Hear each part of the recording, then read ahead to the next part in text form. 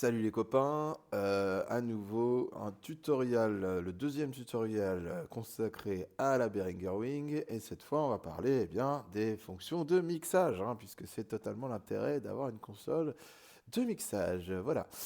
Donc je suis sur ma petite vue Mix View qui me permet un peu de voir un peu tout ce qui est actif, notamment les 48 volts, etc. Parce que faites attention aux 48 volts, hein, vous pouvez cramer facilement des pédalboards ou des micros s'ils ne sont pas prévus pour supporter une alim fantôme. Donc quand je suis comme ça sur ma Mix View, je vois tout de suite que mon hi-hat, mon overhead, etc.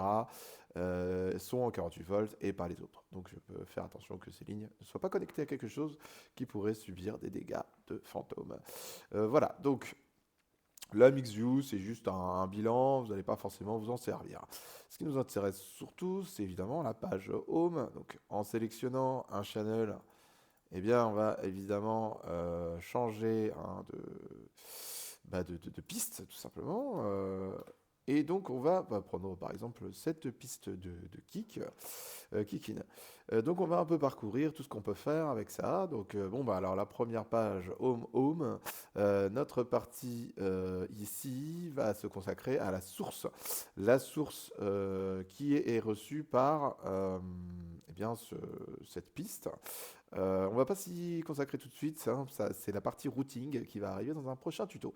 Consacrons-nous déjà à tout ce qu'on peut accéder sans faire des sous-menus. Donc notre première page, on voit ici le fameux 48 volts. Hein. Si je clique, eh bien, je vais activer l'alimentation fantôme, ce que je ne fais pas puisque, par exemple, là, en l'occurrence, mon micro n'est pas un micro qui va recevoir une alimentation fantôme. J'ai, très important évidemment, le gain hein, qui va modifier le gain. Donc là, en l'occurrence, j'ai un petit micro T-Bone tout pourri qui est connecté. Donc on voit que ça bouge un peu, très bien, en bas à gauche. Voilà.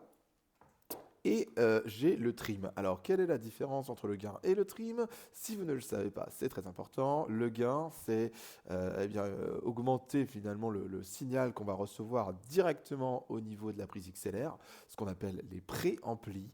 Donc, si vous avez une stage box, par exemple, eh bien, monter le gain changera le gain, mais uniquement sur la stage box.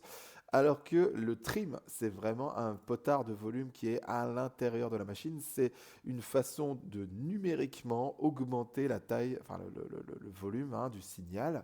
Donc, ils sont deux différentes façons d'augmenter le signal qu'on reçoit. Donc, le gain, là, j'augmente vraiment sur les préamplis connectés directement au XLR. Et là, en trim, je vais rajouter à ce signal reçu une fois dans la machine, hein, plus, par exemple, 12 dB ici. Alors, on a un bouton mute hein, qui, évidemment, fait son boulot de mute. Très bizarre d'ailleurs que ça ne se fasse pas le même but que là. Vous voyez, je découvre. Hein. Pourquoi? Alors là, ça veut dire, à mon avis, qu'on mute directement la source. Bon, on va pas s'intéresser à ça. Vous, si vous voulez muter votre piste, évidemment, vous la mutez ici. C'est beaucoup plus simple de faire ça. Ici, on a les filtres. Low cut, high cut, qu'on va retrouver ailleurs. Donc je ne vais pas me consacrer plus longtemps sur cette page-là. On a ces tags-là qui ont quand même une importance, qui vont vous permettre notamment d'utiliser des mute groupes. Mais ça, je vous le montrerai plus tard, je pense. Allez, on passe à la suite. On a une deuxième vue ici qui n'a pas vraiment de nom, où il y a plein de petites icônes. Concrètement, je ne vais pas vous mentir, c'est la même chose que la page d'avant. On a juste un meilleur potard de trim là, qui a l'air vachement plus stylé, mais qui est rigoureusement le trim qui est là, hein, j'ose espérer. Voilà, on voit que 7 plus 8, c'est 7 plus 8. Alors pourquoi on est souvent perdu dans toutes ces interfaces? C'est qu'on a souvent la même info partout. Et ça, c'est très nul, je trouve. Le moyen d'information, et plus on s'y retrouve, sauf que bah, là, ici, c'est pas du tout le cas. En fait, je pense que cette page Home, c'est censé être une page un peu récapitulative des trucs un peu essentiels. Bon, c'est la seule chose que je peux vous dire. Mais là, par exemple, on retrouve ce 48 volts qu'on retrouve ici. Bon, quel est l'intérêt? En vrai, le plus simple, j'ai envie de vous dire, c'est de ne pas utiliser cette page Home et de passer directement à cette page-là qui n'a pas de nom, mais qui contient plus d'infos.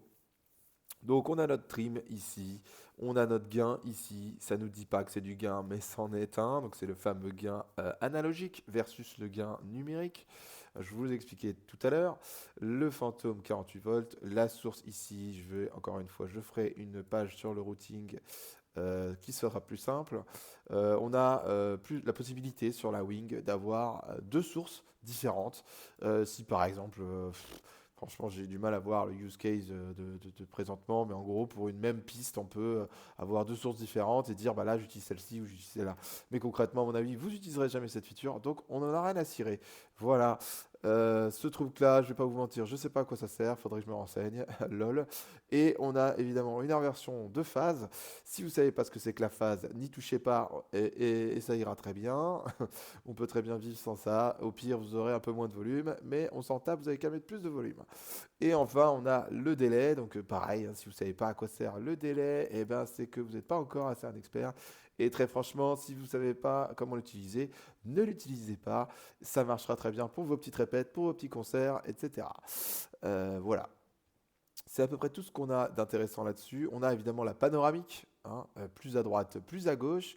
Je ne vais pas vous dire plus que ça, hein, c'est aussi con que ça. Passons à la suite. La gate. Voilà. Alors, la gate, vous n'êtes pas sans savoir à quoi sert une gate, j'ose espérer. Eh bien, si vous ne savez pas, je vous le dis vite fait, ça vous permet de couper tous les sons qui sont en dessous d'un certain volume. Ce qui est très pratique, notamment pour éliminer tous les sons pourris en live. Par exemple, si quelqu'un lâche une caisse à côté de vous, eh bien, vous n'avez pas spécialement envie que ça passe dans le micro des lead vocals. Et donc, en fait, en délimitant un volume minimum de seuil, comme on dit, un threshold, c'est pour ça que c'est THR, threshold, eh bien, ça va nous permettre d'éliminer les sons qui sont en dessous de ce threshold.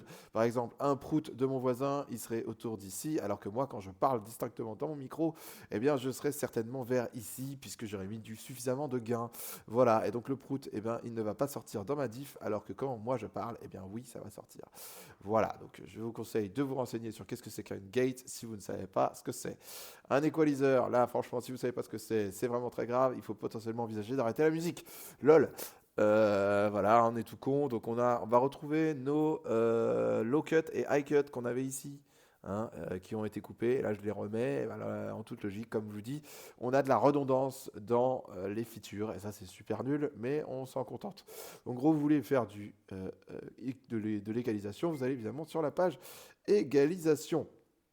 Voilà, notre low cut, hein, high pass filter comme on dit aussi, vous permet de supprimer massivement toute une zone de basse. C'est essentiel, c'est vraiment une feature qui est vraiment très pratique, notamment par exemple sur vos moniteurs de retour, vos bains de pied comme on appelle ça.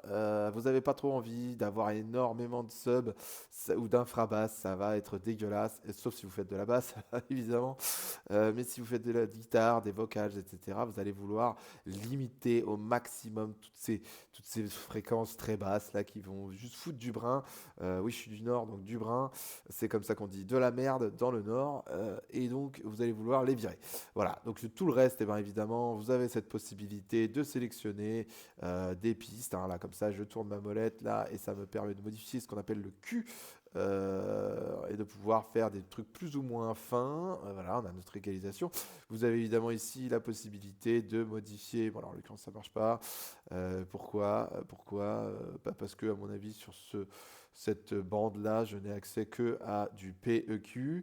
Mais normalement, ici, je peux faire des trucs différents. Bon, ça n'a pas l'air de marcher. Évidemment, il me fait chier. Pourquoi Ça a l'air de dire que c'est uniquement la low band. Donc c'est ça la low band. Et donc si je fais paramétrique, vous voyez, ça change un truc. Ok, autant pour moi, on s'en fout un peu. Alors peut-être c'est ça. Non, même pas. Bon, bref. Vous vous débrouillerez très bien comme un grand en bidouillant, en gros, plus de basse, plus de médium, plus de trebles, etc. Passons à la suite. La compression. Et la compression évidemment. Alors ne pas oublier d'activer le petit on, hein, sur tous ces trucs, sur tous nos channels, on a un bouton on. Et si vous l'activez pas, eh ben sans déconner, eh ben ça ne fera rien et vous serez triste.